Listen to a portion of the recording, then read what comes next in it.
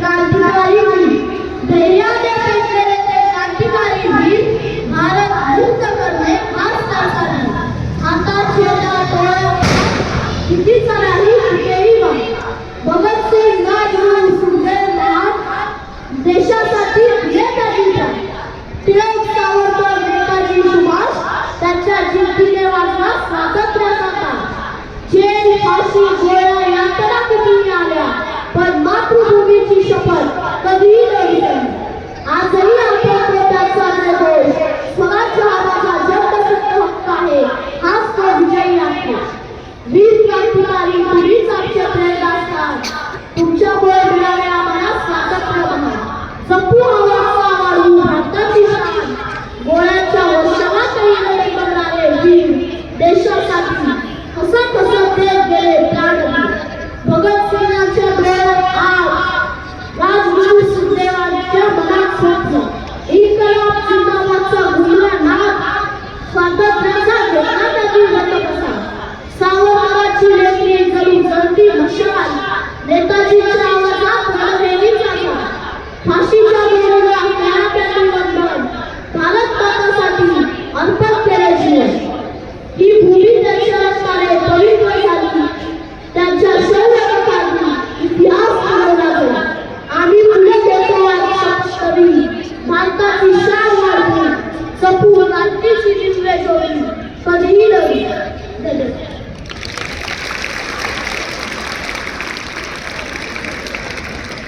पुढची कविता सार्थक करणार आहे.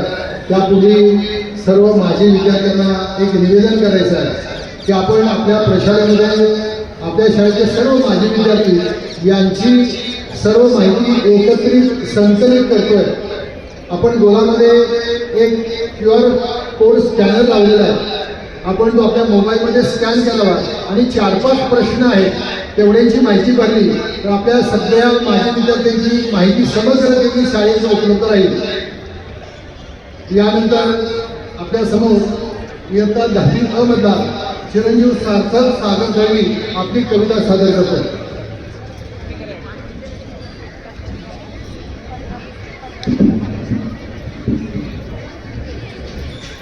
नमस्कार. माझ्या कवितेचं नाव आहे हा देश माझा. हा देश माझा याचे भान जरासे राहू द्यावे. हा देश माझा याचे भान जरासे राहू द्यावे. हा उंच हिमालय माझा, हा उंच हिमालय माझा, हा विशाल सागर माझा. या गंगा यमुना शेती धरती बाग बगीचा माझा.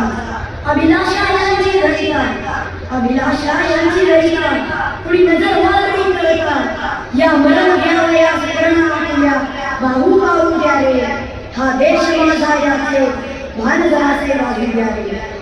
जे हात उचललेले, जे हात उचललेले दगडांच्या वर्षावाला रोखाने लावा कार्याला या देशाच्या प्रगतीला. हे बंद करा उत्पात, हे बंद करा उत्पात, थांबवा आपला घात. सामर्थ्य जावं व्यर्थ, सामर्थ्य जावं व्यर्थ, काही सामर्थ्य येऊ द्यावे.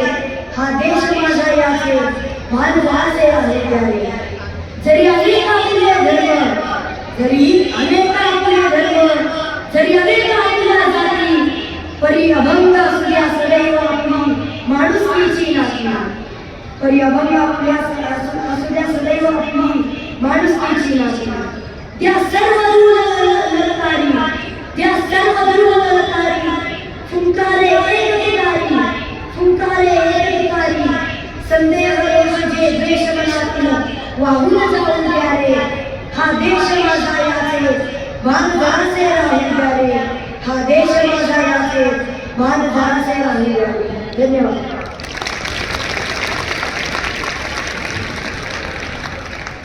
पुन्हा एकदा या 5ही यशस्वी स्पर्धकांचं त्यांनी सादरीकरण केलं. त्यांचं आपण सर्वांनी मनापासून जोरदार टाळ्यांनी कौतुक करावं. तिरंगा लहर लहर लहराए, त्याग शौर्य का संदेश सुनाई. पूर्व दिशा से किरणे फैले, जगत को ज्योतिर्मय कर आवे. भगवत ध्वज की दिव्य प्रभा को हम सब प्रतिदिन शीश निभाए. तिरंगा लहर लहर लहराए, तिरंगा लहर लहर लहराए.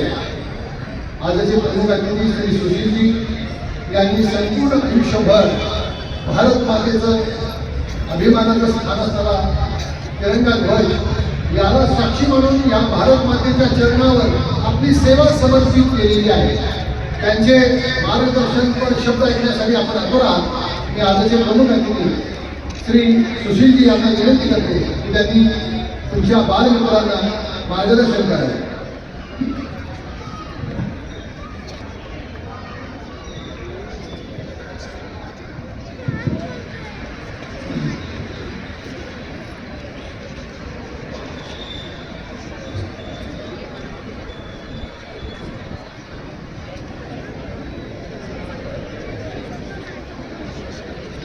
जय हिंद. जय हिंद. जय हिंद. कुठला सगळे आदरणीय मुख्याध्यापक, माननीय शिक्षक वर्ग, शिक्षकेतर कर्मचारी आणि माझ्या विद्यार्थी मित्रांनो, तुम्हा सर्वांना या स्वातंत्र्य दिनाच्या खूप खूप शुभेच्छा. मला या स्वातंत्र्य दिन सोहळ्यात तुम्ही अतिथी म्हणून बोलवलं त्याबद्दल मी तुमचा सर्वांचा आभारी आहे. आजचा दिवस हा माझ्यासाठीच नाही तर माझ्या परिवारासाठी, माझ्या मित्रांसाठी पण एक अभिमानाचा दिवस आहे. कारण ज्या शाळेत आम्ही शिकलो, वाढलो, ज्या शाळेने आम्हाला घडवलं त्या शाळेत अतिथी म्हणून, वक्ता म्हणून त्यांनी बोलणं ही एक मानाची गोष्ट आहे आमच्या सर्वांसाठी. भारताच्या लढ्याबद्दल आपण सर्वजण जाणतो. आता या सर्व कार्यक्रमामधून पण मुलांनी खूप चांगलं सादरीकरण केलं. मी सर्व शिक्षकांना माझ्यातर्फे खूप कौतुक, अभिनंदन करतो की त्यांनी हा मंच त्यांच्यासाठी दिला. आणि हा एक बेनिफिट ब्लॉक आहे.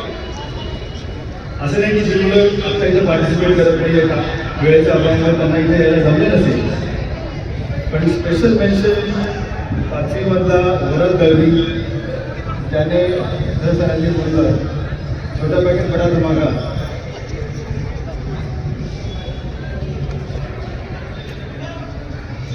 पाचवीत असतानाचा हा जो एक कॉन्फिडन्स आहे तो 10वीमध्ये, ग्रॅज्युएशनमध्ये किंवा त्याच्यामध्ये जाऊन काय असेल याचा त्यांनी विचार करू शकता. आणि राघव कोटे यांनी जे इंग्लिशमधून भाषण केलं, मला आजही एवढं इंग्लिश येत नाही.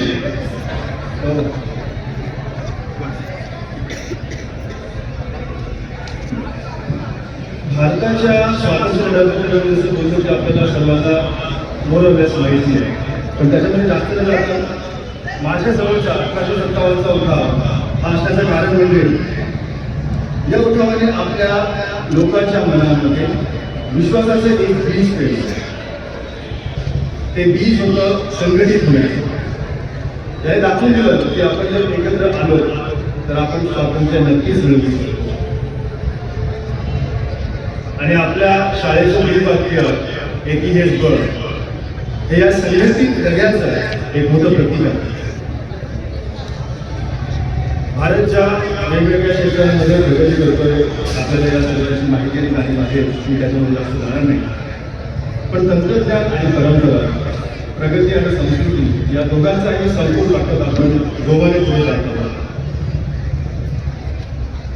देशासाठी आपल्या देशवासियांच्या मनामध्ये काय भाग असायला हवा याचं एक खूप चांगलं स्टेटमेंट आहे USA president John F Kennedy यांचं.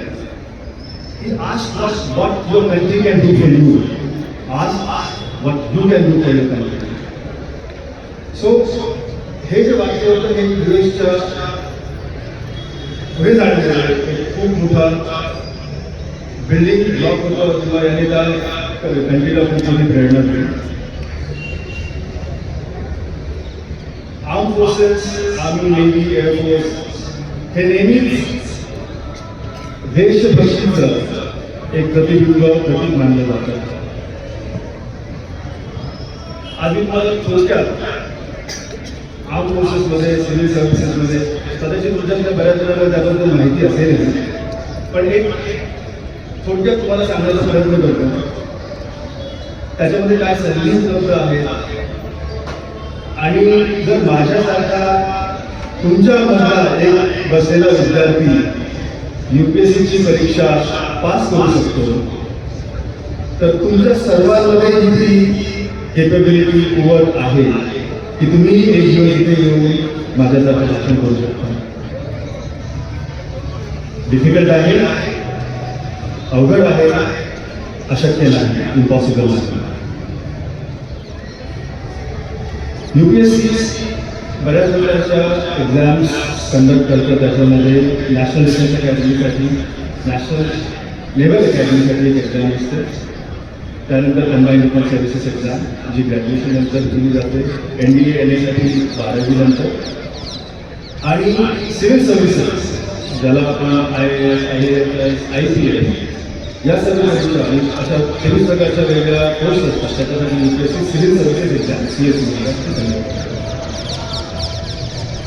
तर माझं म्हणायला गेलं आहे बीकॉम नंतर जनरली करायचं काय हा एक मोठा प्रश्न माझ्यासमोर उभा होता आणि तो जनरली त्या एजमध्ये किंवा त्या पडावावरती सर्वांसमोर असतो.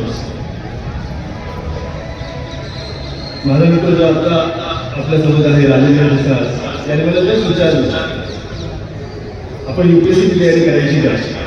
माहीत नव्हतं UPSCचा फुलफॉर्म काय आहे, पण पहिल्यापासून मनामध्ये काहीतरी वेगळं करण्याची जिद्द होती. तर म्हणतो चलो लेट्स ट्राय.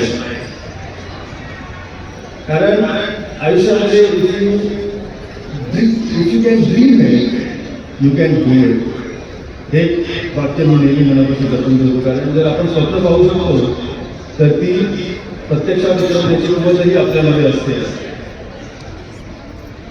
ज्ञान प्रबोधिनीमध्ये मी UPSCसाठी प्रवेश घेतला, तयारी चालू केली आणि तुम्हाला विचारलंच आम्ही एक महत्त्वाचा निर्णय, खूप मोठा निर्णय घेतला की मराठी मीडियममध्ये शिकूनही आम्ही UPSC इंग्लिशमधून अटेंड करण्याचा प्रयत्न केला. आव्हान मोठं होतं, तयारी खूप लागणार होती. सर्व पुस्तकांच्या पेजेसचा पूर्ण नंबर घेऊन आम्ही डिसाईड केलं की आपल्याला कमीत कमी दिवसामध्ये 16 तास अभ्यास करणं गरजेचं आहे. किती तास? 16. आमचा दिवस सुरू व्हायचं माझे 12 वाजता, 5 ते 8, 9 ते 1, 2 ते 8 आणि 8 ते 12, 9 ते 12 असा 16 तासांचा आमचा शेड्यूल होता. तो अखंडपणे आम्ही 1.5 वर्ष चालू ठेवला आणि मला वाटतं त्याचाच हा इफेक्ट आहे किंवा त्याचा हा रिझल्ट आहे की मी combined defence services exam clear करू शकलो आणि आज तुमच्यासमोर उभा आहे.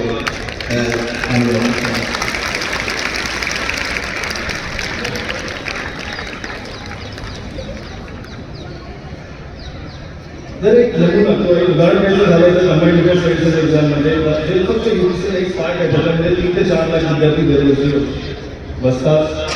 त्यातले 10 ते 13,000 कॅन्डिडेट्स इंटरव्ह्यूसाठी बोलवले जातात आणि फक्त 1000 कॅन्डिडेट्सचं सिलेक्शन केलं जातं.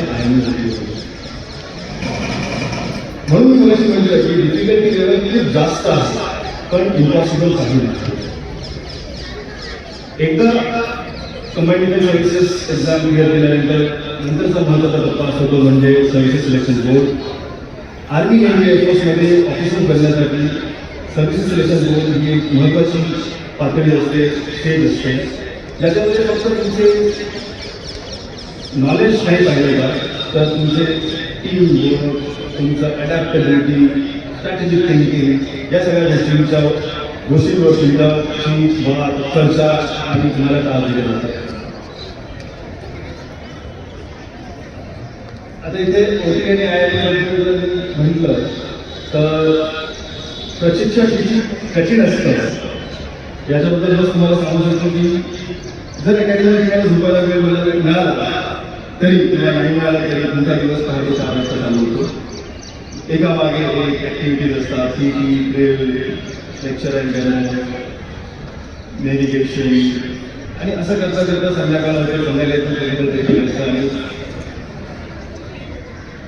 तुम्हाला इतकं बिझी ठेवलं जातं की जो 1 वर्षाचा 1.5 वर्षाचा कालावधी आहे तो तुम्हाला 1 महिन्यासारखा वाटतो. तुम्हाला कधी असं महिन्यापूर्वी तो इथे अकॅडमीमध्ये आलो होतो आणि तो रिलेशन पासिंग आउट करायचा ज्या दिवशी तुम्ही तुमच्या खांद्यावर श्वास घेता आणि देशाचं रक्षण करण्याची शपथ घेता. सर्व्हिसमध्ये सरांनी सांगितलं की मी पाकिस्तान बॉर्डर सियाचिन बॉर्डरवर तैनात होतो किंवा पाकिस्तान चायना बॉर्डरवर तैनात होतो.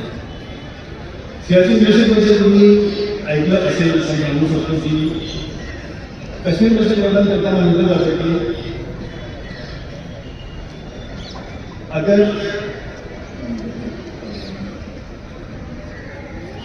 स्वर्ग कहीं है तो यही है, यही है, यही है.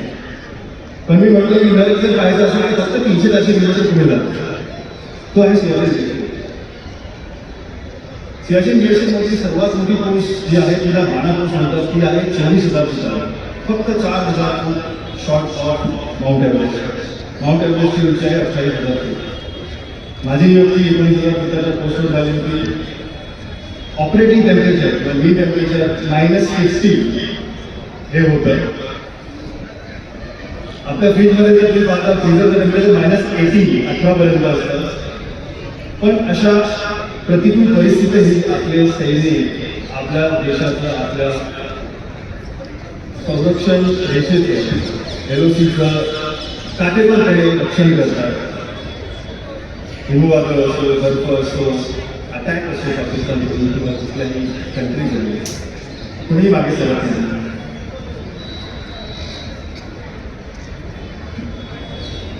तुमच्यातलं प्रहार तुम्ही केलेलं मी पाहिलं. प्रहार नाना पाटेकर म्हणतात. सो एक कमांडो ट्रेनिंग नावाचा प्रकार असतो. यांच्यासाठी खूप कंपल्सरी असतात. त्याच्यामध्ये 2 गोष्टी असतात ज्या मला तुम्हाला सांगायच्या वाटतात. एक म्हणजे तिथे PT रात्री 2:30 वाजता चालू होतं. रात्री नाही म्हणणार, पहाटे 2:30 वाजता चालू होते आणि दिवसभरामध्ये सगळं ट्रेनिंगसाठी तुम्हाला जवळपास 11 वाजता बोलवलं जातं. हा कोर्स 42 दिवस आणि 42 रात्रींचा असतो. या कोर्समध्ये तुमच्या फिजिकल, मेंटल, इमोशनल आणि सायकोलॉजिकल लिमिट्सची टेस्ट केली जाते आणि ती लिमिट वाढवलीही जाते. ट्रेनिंगमध्ये असताना एक टेस्ट असते 40 किलोमीटर रेंजची. 40 किलोमीटर अंदाज लावू शकतो. इथून पळायला सुरुवात केल्यानंतर 40 किलोमीटर कुठपर्यंत असतं. उरळी कालचं नाव ऐकलं कोणी?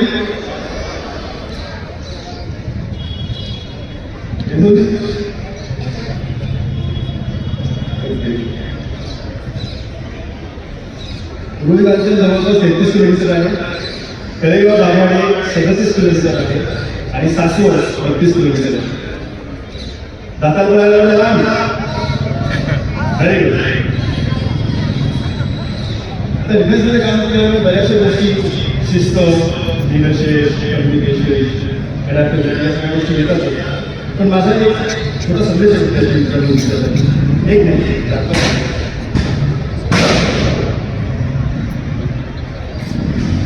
आपले शिक्षक आपल्या आयुष्यामध्ये काय बदल घडवून आणू शकतात. बुलेटचा आवाज तुम्ही नेहमी ऐकत राहतात. आपले शिक्षक आपल्या आयुष्यात काय बदल घडवून आणतात किंवा आणू शकतात याचे उदाहरण देऊन आपल्याकडे गुरसे सर होते. इतिहास शिकायचे आम्हाला. गुरसे सरांचं एक वाक्य माझ्या आयुष्यात बदल घडवण्यासाठी तुझं होतं. त्यांनी सांगितलं वयाच्या 25 वर्ष हा आपल्या आयुष्याचा एक खूप मोठा टप्पा असतो, महत्त्वाचा टप्पा असतो. ज्यापर्यंत पोचताना आपल्याकडे 2 पर्याय असतात. पहिला पर्याय 25 वर्षापर्यंत मजा करा, ऐश करा, आपल्या करिअरकडे दुर्लक्ष करा, आनंद घ्या आणि तुमचं आयुष्य कष्टात घाला. किंवा वयाच्या 50 वर्षापर्यंत कष्ट करा, ध्येय ठरवा, आत्मसात करा आणि पुढचं आयुष्य आयुष्य. मी दुसरा ऑप्शन निवडला आणि ते वाक्य माझ्यामध्ये माझ्या लाईफमध्ये चेंज झाले की पुढे. आज शिक्षण हे तुमचं सर्वात मोठं शस्त्र आहे. चांगलं शिक्षण घ्या तुम्ही. फक्त मार्क्ससाठी शिकू नका, ज्ञानासाठी शिका. कारण तुम्ही ऐकलं असेल, वाचाल तरच वाचाल. आणि आजचा एक ट्रेंडिंग कोट आहे, learn more to earn more. शिस्त आणि प्रिन्सिपल्स, मूल्य आयुष्यभर शिकवून ठेवा. चांगले मित्र, चांगले सहकारी बनवा. कारण माझ्या आयुष्यात झालेला बदल आणि तो घडवून आणणारा माझा मित्र राजेंद्र प्रसाद आणि त्याबरोबर आमच्या एफर्ट्सला सपोर्ट करणारा दिलीप बनवकर, तोही आज माझ्यासमोर आमच्याबरोबर इथे प्रेझेंट आहे. चांगले मित्र, चांगला ग्रुप तुमचं करिअर, तुमचं आयुष्य बदलू शकतो. त्याचं मी एक उदाहरण आहे. राष्ट्रासाठी योगदान करण्याची तयारी नेहमी ठेवा. सैनिक देशाचं रक्षण करतो. राष्ट्रासाठी योगदान करणाऱ्या व्यक्ती त्या राष्ट्राचं भविष्य घडवतो. आजकाल रील बनवणं हे एक प्रचलित गोष्ट आहे. पण मी सांगू तुम्हाला, रील झिरो करू नका, रिअल झिरो करा.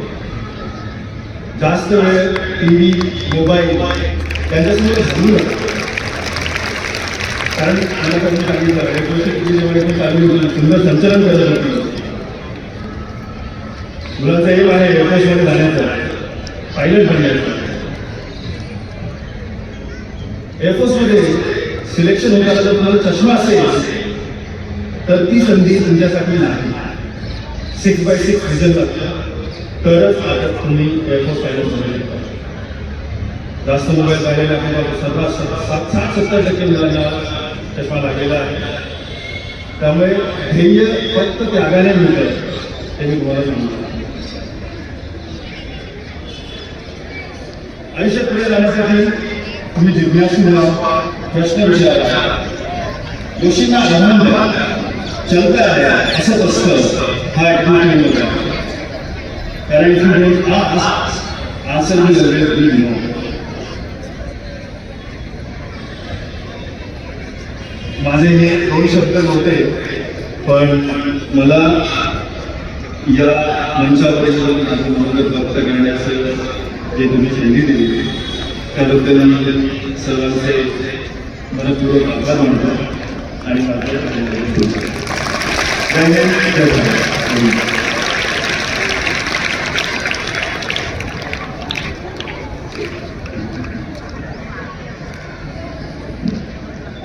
रील हिरो न बनता रिअल हिरो बना. आणि आपल्याला रिअल हिरो कोणासारखं बनायचं? ऊठ मारुती परी सूर्य बिंब ग्रासना. आमचे हिरो ते आहे, ऊठ मारुती परी सूर्य बिंब ग्रासना, संघटित शक्ती हो राम राज्य साधना. आणि संघटित व्हायचं आहे आणि आपल्याला काय करायचं आहे? राम राज्य करायचं आहे. कालकूट प्राशुरी ऊठ शंकरा परी. या समाज बंधनामधून जर हलाहल निघालं तर आम्हाला ते भगवानच भोलेनाथासारखं प्राशन करता यावं आणि ती सहनशीलता मिळावी, असे आपण रिअल हिरो बनावं. आजच्या प्रमुख अतिथींचं उद्बोधन हे सर्वांना प्रेरणादायी, लाभदायी, फलदायी, वरदायी आणि यशदायी ठरेल असा आम्हाला सार्थ विश्वास आहे. थोडासा 2 गोष्टींचा उल्लेख करतो. मगाशी चित्रकला स्पर्धेमध्ये बक्षिसं मिळाली, त्या विद्यार्थ्यांचं कौतुक केलं. पण त्याच्यामध्ये प्रचंड मेहनत घेतली की आपल्या शाळेत कोळकर सरांचं त्यांच्या नोकरीच्या कारकिर्दीमध्ये हा शेवटचा 15 ऑगस्ट आहे. काही महिन्यामध्ये सर सेवानिवृत्त होणार आहे. ज्याची सांगता गोड होते ना त्याचं जीवन हे आनंददायक असते. गेल्या वर्षी झालेल्या एलिमेंटरी आणि इंटरमिजिएट परीक्षेमध्ये आपल्या शाळेला न भूतो न भविष्यती असं यश मिळालं. कोळकर सर एकटे आहेत. आत्ता सुद्धा ते 150 मुलांना दररोज मार्गदर्शन करत आहेत.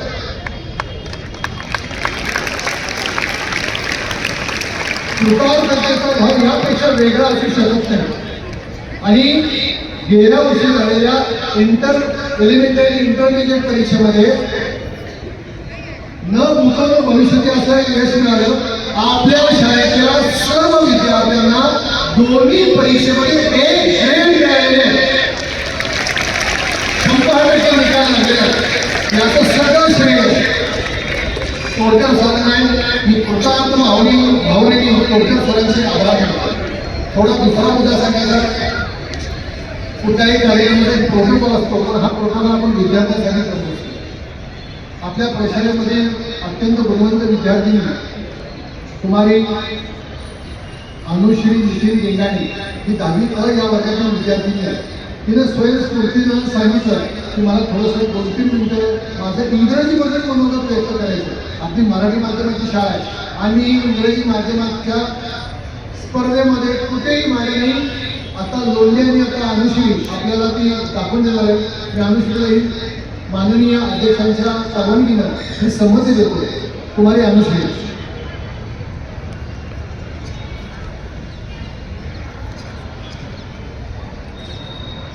Good morning, everyone. I hope you all are having a beautiful start to the morning. 79 years ago, a child rose into the sky, not just as a piece of wood, but as a symbol of hope, sacrifice, and the dream of a free India. This is what we celebrate today, our Independence Day. The 15th of August, the brave freedom fighters gave their lives for it on the altar of freedom. But I ask you, what are we doing for our country today? What is the youth, my generation, doing to honor their sacrifices? Today, we stand in a country that is rich in culture, rich in history, and is rich in talent. Yet, somewhere along the way, many of us, especially the youth, have lost sight of our own responsibilities.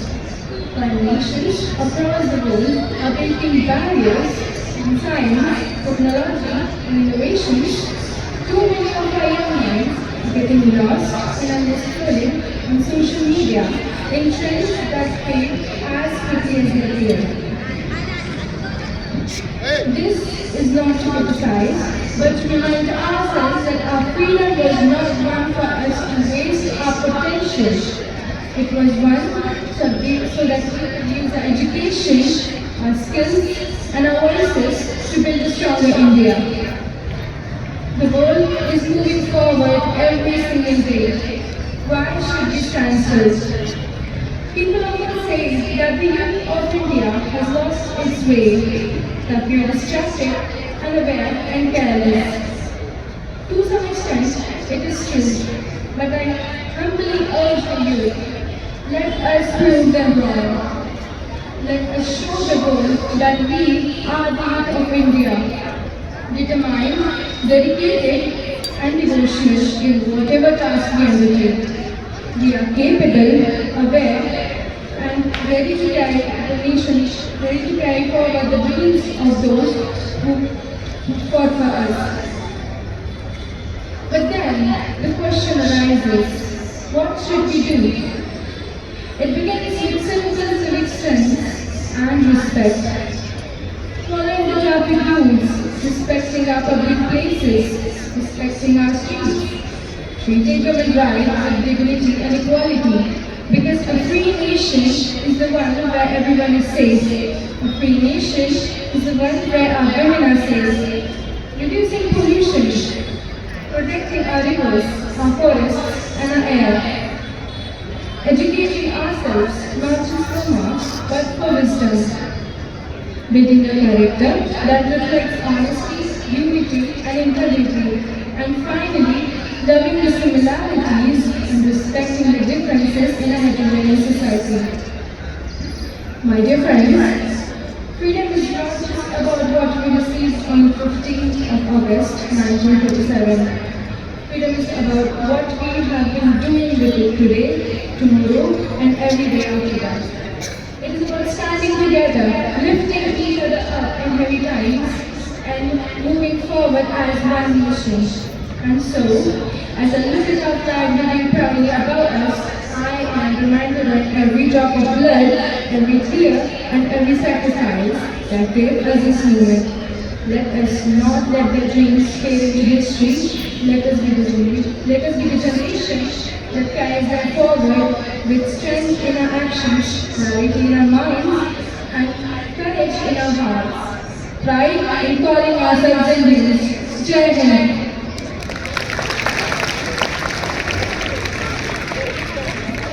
अतिशय कमी अवधीमध्ये स्वयंस्फूर्तीनं तिनं तयारी केलेलं तिचं वक्तव्य अत्यंत अप्रतिम होतं. आपण एकदा आधी सगळ्या जोरदार टाळ्या वाजवूया. न्यू इंग्लिश स्कूल चेहरा हा परिवार आहे. या परिवाराचे प्रमुख असतात ते शाळा समिती अध्यक्ष, जे आजच्या कार्यक्रमाचे सन्माननीय अध्यक्ष आहेत. मी आपल्या शाळा समिती अध्यक्ष श्री अनिल कुलकर्णी यांना विनंती करतो की त्यांनी विद्यार्थ्यांसमोर अध्यक्षीय मनोगत व्यक्त करावे. श्री अनिल कुलकर्णी.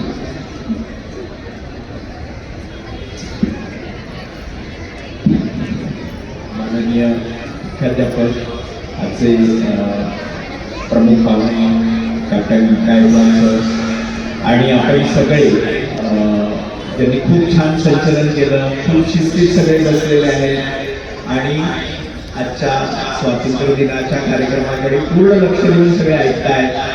याच्यासाठी ज्या सर्व शिक्षकांनी कष्ट केलेले आहेत ते खरंच दिसत आहेत. इतकं सुंदर कार्यक्रम मी अनेक वर्षात पाहायला मिळाला.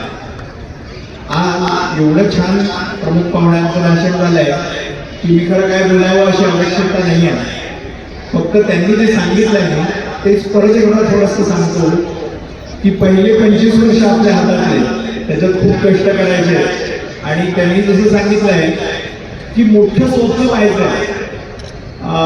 आम्ही सगळे म्हणजे शिक्षक, मुख्याध्यापक आणि आपले माजी विद्यार्थी हे तुमच्या मागे मनाने बसणार आहोत.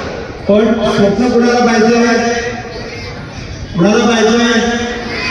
हा, स्वप्न जर मोठं पाहिलं तर निश्चित तुम्ही खूप मोठे होणार.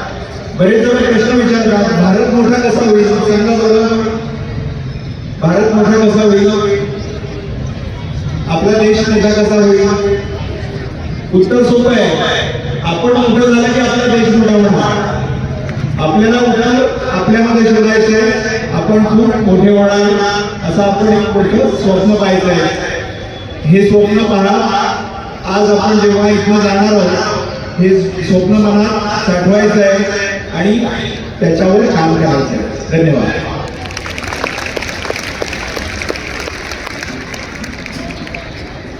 धन्यवाद सर.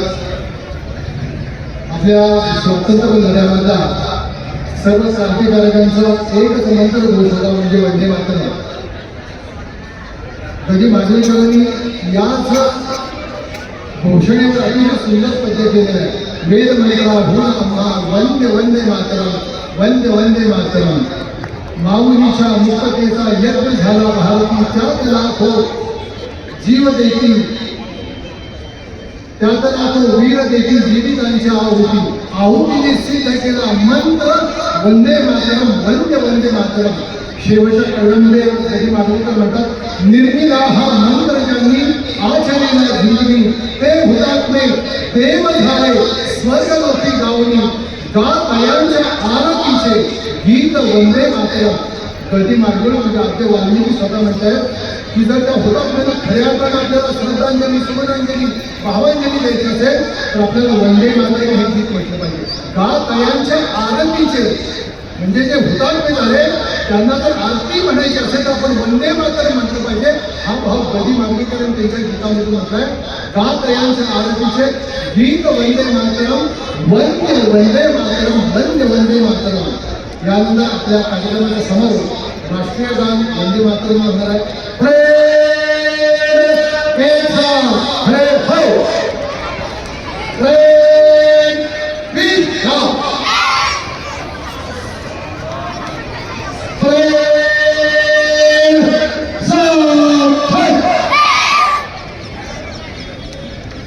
राष्ट्रगान वंदे मातरम.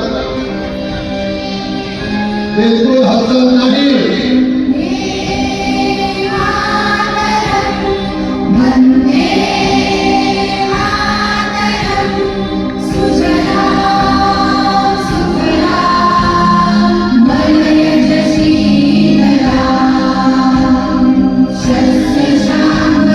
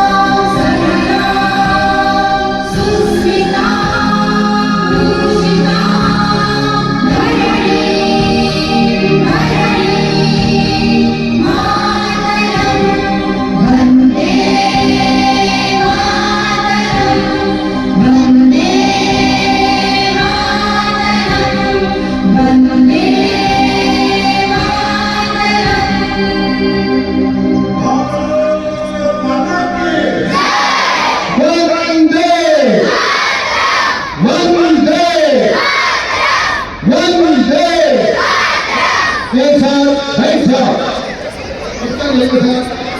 मी सर्व